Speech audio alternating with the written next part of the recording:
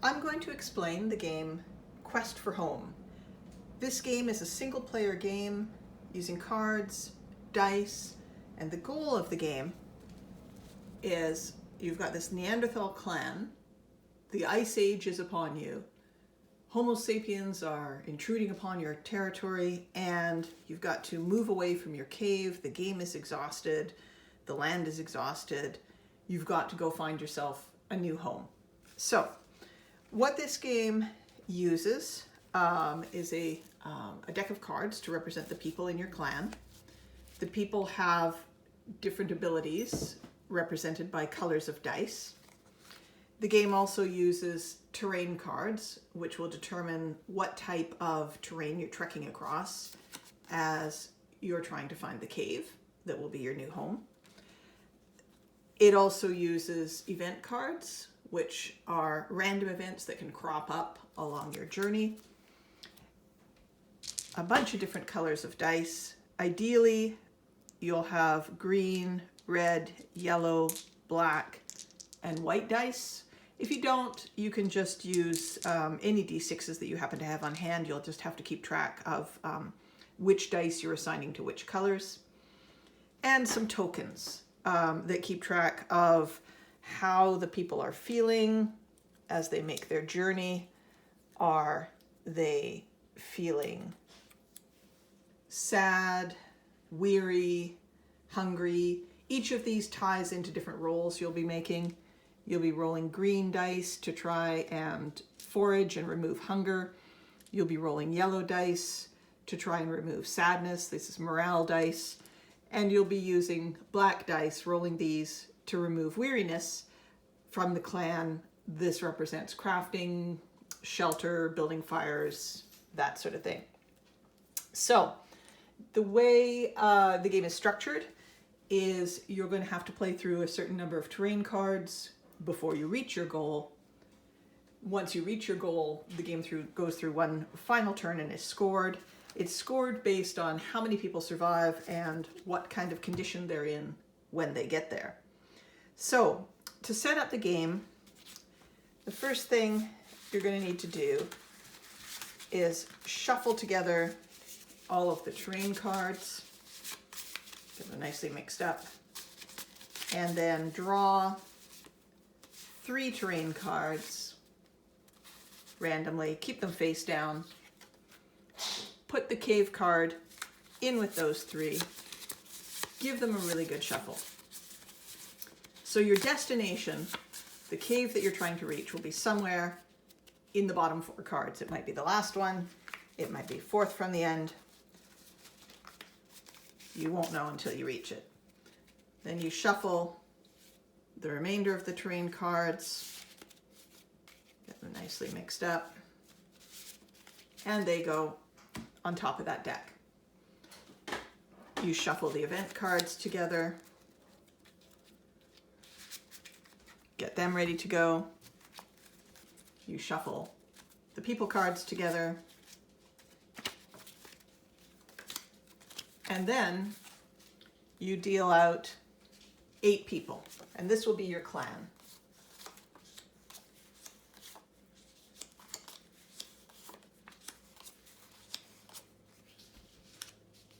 So you'll notice in this clan, there's one infant or toddler. They only contribute 1 die worth of skills to the clan.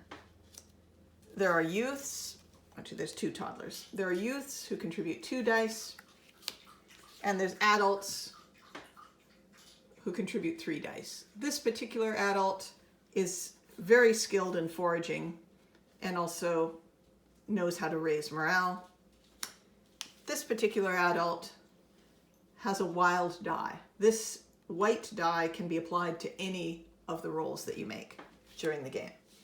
Okay, so there's your clan. So, what you do at the beginning of each turn is decide how quickly you're going to be moving. And this will determine how many terrain cards you draw. You have 3 options. If nobody in your clan is sick or injured, you can move quickly. Moving quickly, you draw 2 terrain cards. Otherwise, you can move slowly. 1 terrain card is drawn. Or if you're on a piece of terrain that adds a nice bonus to your rolls and you want to get people rested up and get them fed, etc., you can rest on a terrain card, but only for 1 turn. And then you have to keep moving following that. So let's say I've decided I'm going to move slowly for my first turn. So what I need to do is turn over 1 terrain card. So my clan leaves our home.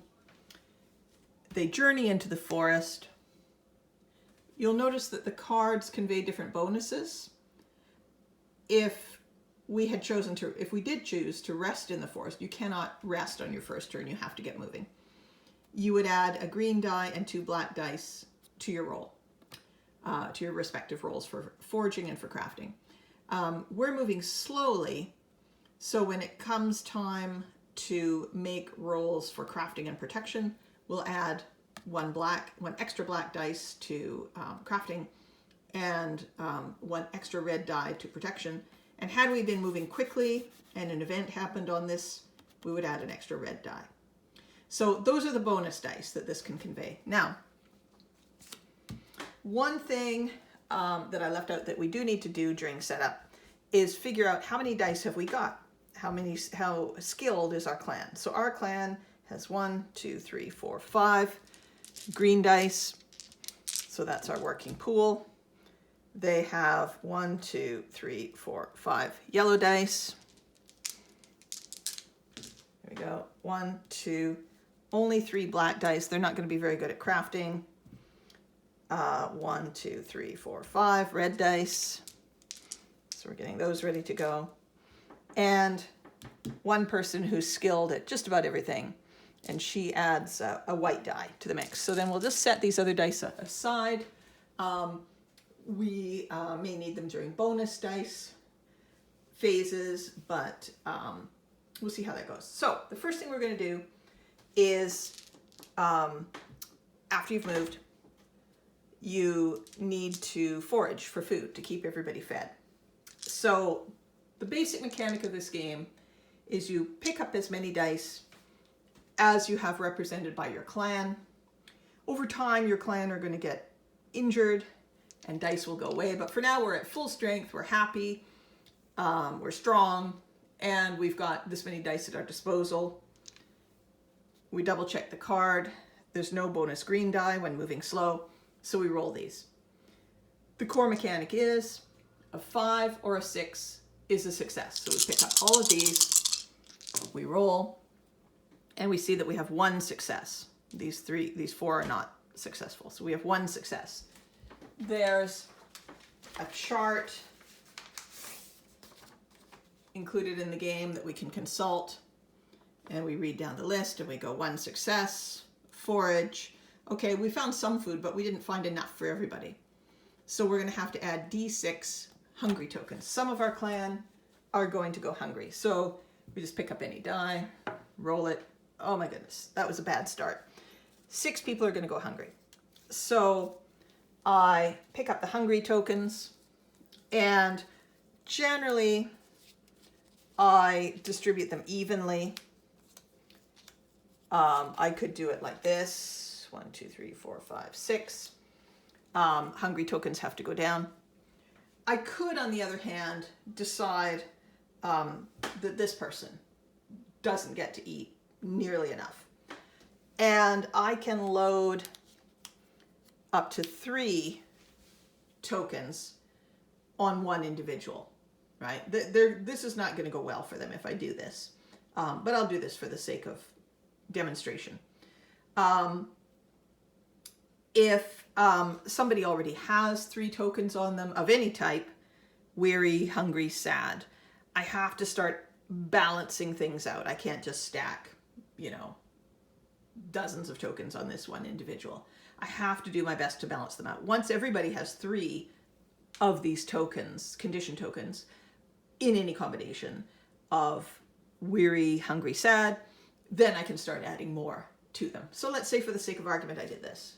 Okay, The next thing we have to do is crafting. My clan's not very good at crafting. They only have 3 dice.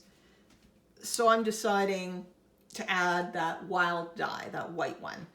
She's going to contribute some crafting as well to this particular turn.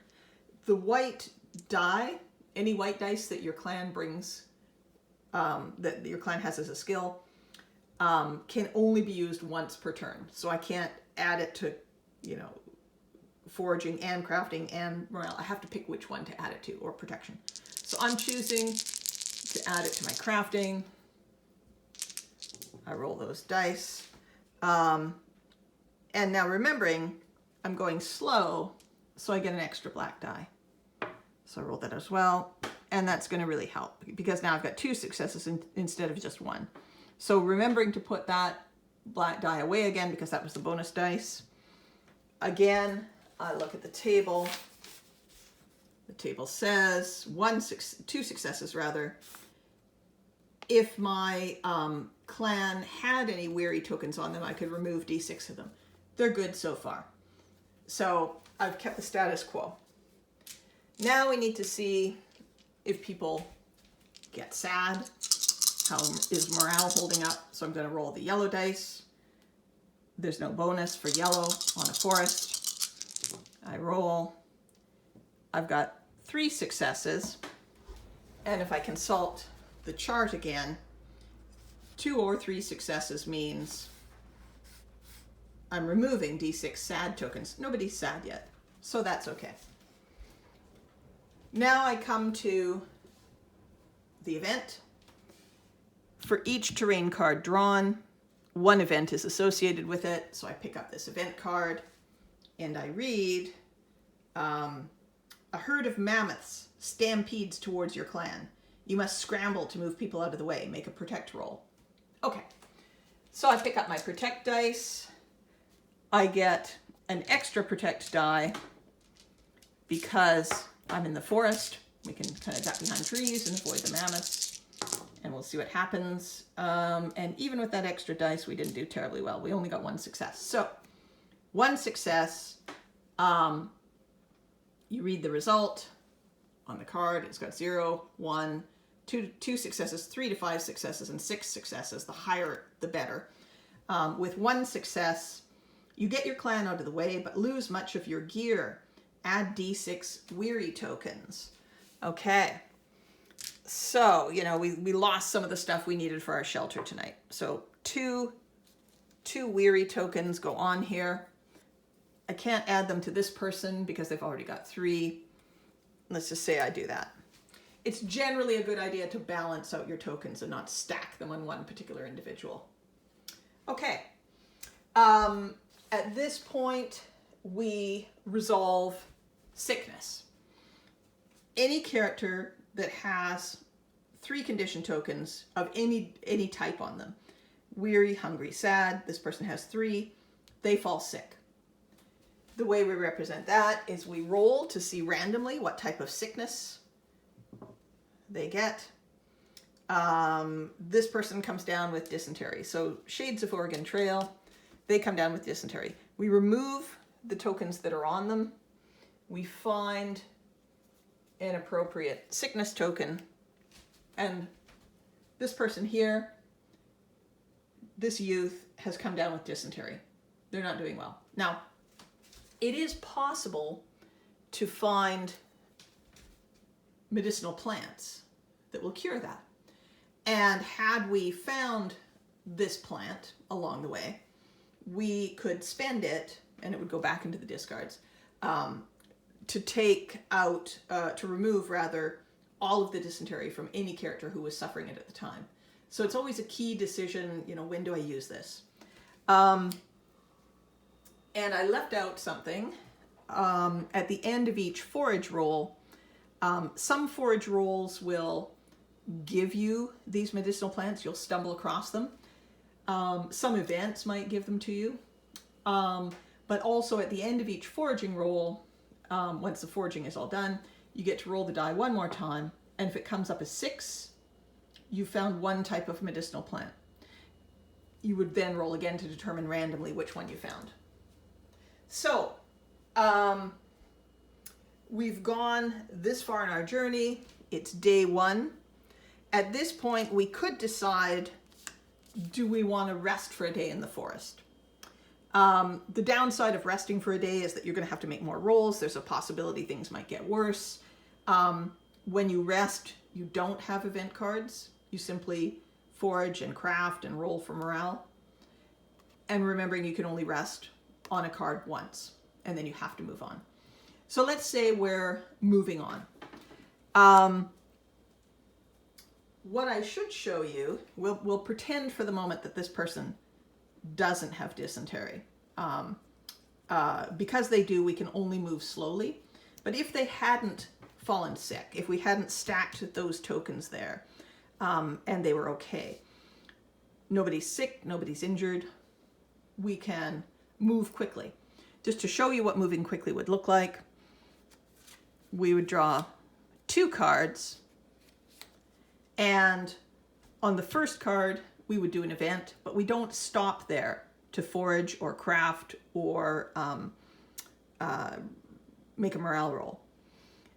So we would draw an event card for that, and then we would pause for the night in the forest, and our foraging, crafting, morale rolls would be made as per the forest. We'd be moving quickly, so we don't get any of these bonuses. We would just get a red die bonus because we're moving quickly in the forest. And then we would resolve a second event on the forest, right? So we'll just sort of stick that back in there. That's not what's happening. We're slowed down by somebody who's got dysentery. They can't move quickly.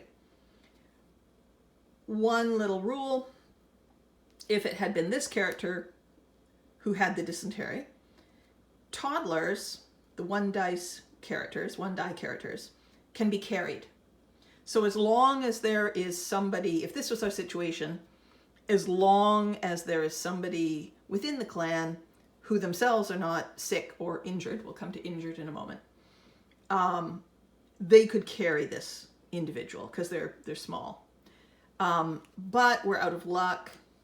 It's this person, the youth, the 2 dice character, who has dysentery. So we're not able to carry them. Okay, so our choices were keep going or rest, right? And that was while we were on the forest card. We've chosen to keep going. So we keep going, and on day 2, our journey takes us through a meadow. Okay, so we go again, remembering we can attach the white bonus die to whichever roll we like. We're going to get 2 extra dice for crafting, for foraging. So we roll that many. We've got 2 successes. Put away our 2 bonus dice. 2 successes. And we look at the chart. 2 successes is remove D6 hungry tokens. Okay, well, that's a good thing. So 5 hungry tokens come off. So 1, 2, 3. We only had 3 people who were hungry, or 3 tokens worth of hunger. So we just throw all of them away. Anything that isn't used, so we could have removed 5 tokens. We only had 3 tokens. Does not carry over. It's just you remove, up to that amount. Okay. So next we're going to do some crafting. We're going to use our bonus die for that once again. So we don't get any bonus to crafting from moving slowly. And we only got 1 success. So 1 success means we're adding D6 weary tokens because we get tired if we don't have adequate shelter and warm blankets. So let's just say 2, 3, 4. I could, if I wanted to, have deepened this guy's weariness, but I'm choosing to spread it around a little bit. Okay, so next up, morale. We're getting 1 bonus die for moving slowly. And put that bonus die away. We've got 2 successes. Nobody's sad though, so it's not really going to have any effect. And finally, we draw an event card for the meadow because we've been moving. And this particular one, a member of your clan sees bad omens in the way the clouds cross the sky. They are strongly opposed to moving on and insist the clan remain in place today. The clan can either agree, no rolls are made, you just choose to rest, or those protecting the clan, the red dice people, can make a show of force and force the clan to move on. So we would probably just, stay put. Why not, right? It's early days yet. Now, I'm not going to go too much further in this demo, except to explain how injuries work. Some of these cards, these event cards, some of the results will say X number of people are injured or X number of people are killed. If you roll really poorly on your protect rolls, that can happen. 0 successes or maybe only 1 success, bad things can happen. And in that case, what you would do, let's say it says D3 people are injured in whatever the event is depicting. You would roll, just divide it in half, rounding up. So 1 or 2 is 1, 3 or 4 is 2, 5 or 6 is 3. We've got 2 people who are injured. Now, what you can do is choose which people become injured. The really bad thing about becoming injured is that when somebody is injured, it locks down a die. So let's say I decided she was injured. She was one of the 2 people injured. I can choose to lock down a yellow, a green, or a green die on her card. What this means is, let's just say I pick green. I put one of my die, one of my pool of dice that I've got here, to roll each turn, onto her card. I can no longer use this die. She's too injured to contribute as much as she once did to foraging. And then I would choose a second individual and decide which type of die to lock down. I would kind of look at the makeup of my dice and decide what can I afford to lose. Maybe I can afford to lose a yellow die and I might lock it down. One additional rule involves death. If I, for some reason, decided that this person got injured as well, and I locked their single die down, at the very end of each turn comes the phase where you figure out if anybody dies. If any character's dice are completely locked down, they're dead, right? So you want to think really carefully before locking down. A single injury will kill a toddler. 2 injuries will kill a youth, and 3 injuries will kill an adult. So you want to think really carefully about where you lock those dice down. Obviously, you wouldn't want to do that, or that person would go away. Although, if they're getting really sick, maybe you might choose to lock it down there. The other way people can die is if they, for example, let's say on a subsequent turn, this person also accumulated 3 or more condition tokens, the weary, sad, hungry, and so their dysentery got worse. We're rolling randomly each time to see if the dysentery result came up a second time, their dysentery would get worse. And then on a subsequent turn, maybe they also get a fever. Anytime that a character has 3 diseases on it at the end of the turn, they're dead. They're gone. And you would simply take them and turn them over, right? Remembering that when they die, they take their dice with them. The dice are no longer part of that pool. Now, the way sickness works, as I said, during the sickness phase, so the phases are, you decide whether you're moving and if you're moving quickly or slowly. Slowly, 1 terrain card, quickly 2 terrain cards. You draw those terrain cards. If you're moving quickly, you do the event on the first terrain card and you do the rest of the rolls on the second terrain card. And it will also have an event. So after drawing our cards or choosing to stay put, we make a forage roll with the green dice. We make we make a craft roll with the black dice. We make a morale roll with the yellow dice. We draw our card, our event card. We make a red die protect roll if we need to. Then we apply sickness to anybody who's got 3 or more conditions. Then we apply healing. So let's say this person had fever and this person had fever and this person had fever in different amounts. And let's say we had found the medicinal herb that cures fever. We could just play it during the sickness phase and remove all instances of fever. So, everybody in the tribe takes some of the medicine and they get better. So you want to think carefully about when to use your medicine tokens, right? Obviously you want to use them when they're most effective and can cure the most people. But if you've got a situation like this going on where somebody's about to die due to the accumulated weight of their illnesses, they've got 3 or more illness tokens on them, you might want to spend that fever even when there's only one person sick with fever, just to remove that, to kind of keep them going for an extra couple of turns. So, as I say, you would resolve any conditions, turn them into illness, see if illness turns into death, and also check, is anybody injured to the extent where all of their dice are locked down, they would die as well.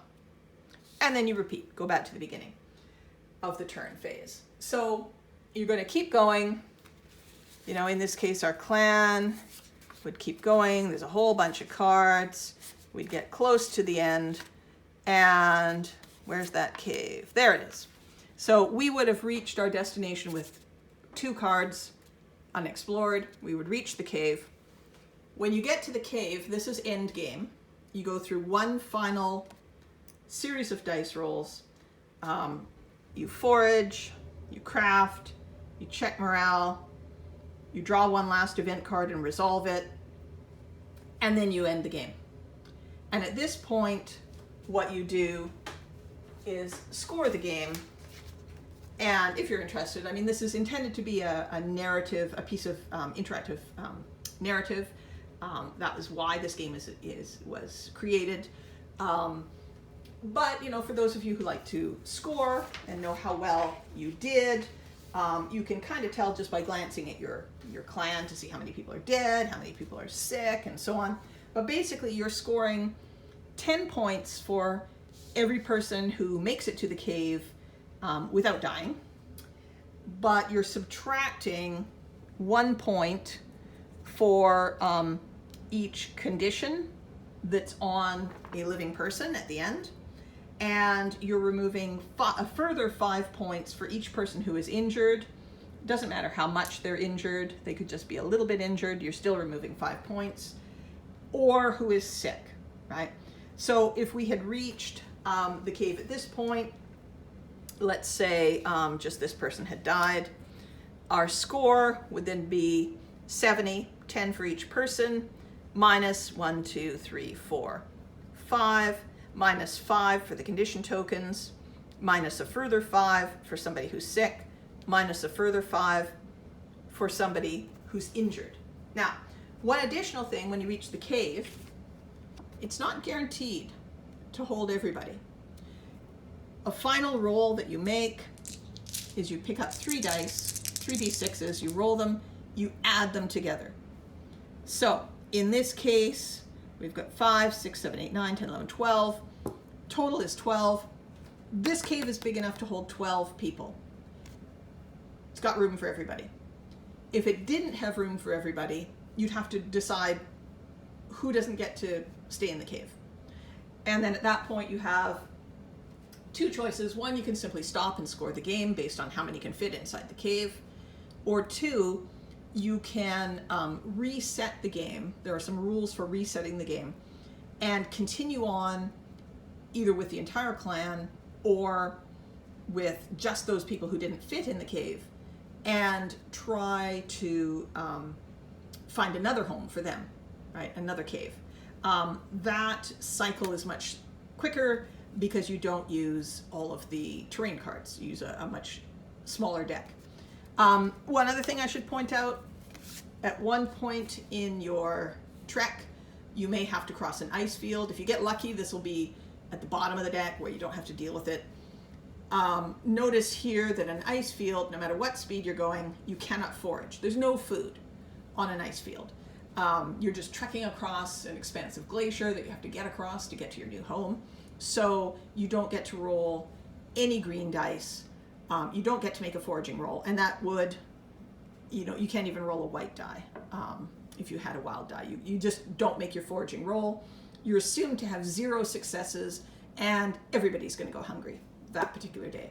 So you obviously don't want to rest on an ice field. That would be a crazy thing to do. So that's the game.